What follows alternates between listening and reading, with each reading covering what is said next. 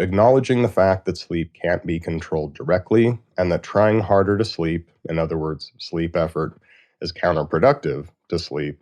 Now, this is really important when it says sleep can't be controlled directly. So what we're not saying is it's not saying we can't control the things leading up to sleep. So this whole treatment is about those perpetuating factors that drive chronic insomnia. However, once we're in bed and sleep is going to happen, trying harder to make that process happen gets in the way of the natural sleep onset process. It's very similar as if I said to you, it's really important that you relax, but it's really important you do it now, like right now, right? So if you feel that kind of tension, trying harder to relax is incredibly counterproductive. We can learn skills. However, it's allowing relaxation to happen, maybe using breathing, maybe using muscle relaxation, a body scan meditation. These are all tools that we will practice in this course. Okay, non-judging. So automatically judging being awake as negative, especially after several nights of disrupted sleep, can increase sleep-related arousal and interfere with the natural sleep process.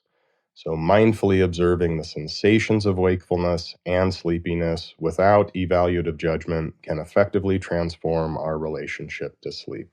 So, it's incredibly natural to have negative evaluative judgments to being awake when we want to sleep, right? You'll notice the mindfulness observe skills here. What does sleepiness feel like?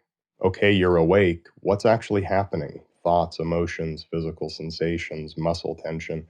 If we change that relationship to being awake, well, if we're clearly awake, why are we in bed, right? We wouldn't judge ourselves for not being hungry and going to the fridge.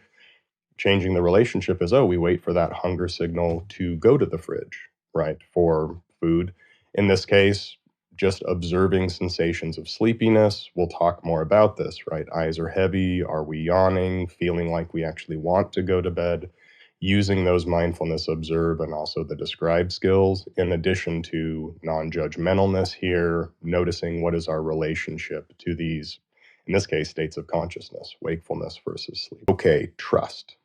So, knowledge about sleep physiology, the causes of sleep disruption and insomnia, and the experiential evidence you gain throughout this treatment can all increase confidence and trust that your sleep system can self-regulate and self-correct for sleep loss, thereby decreasing sleep effort.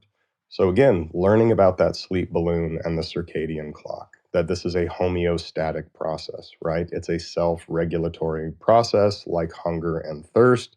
And so, knowing this, in addition to these perpetuating factors that drive insomnia, really this first session is about taking the mystery out of sleep, out of what tends to happen to disrupt our sleep and lead to insomnia.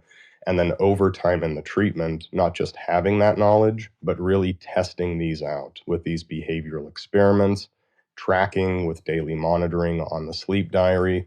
All of this can really increase that sense of trust and confidence we have in just our own, brain, our own circadian rhythm, our own sleep homeostat's ability to take care of this on our own. Our role is to make those changes to facilitate that process so it's optimally aligned and more likely to happen. So all of this over time with this treatment can end trust and confidence, which in turn reduces that necessity for feeling like we need to do more to make sleep happen or sleep effort.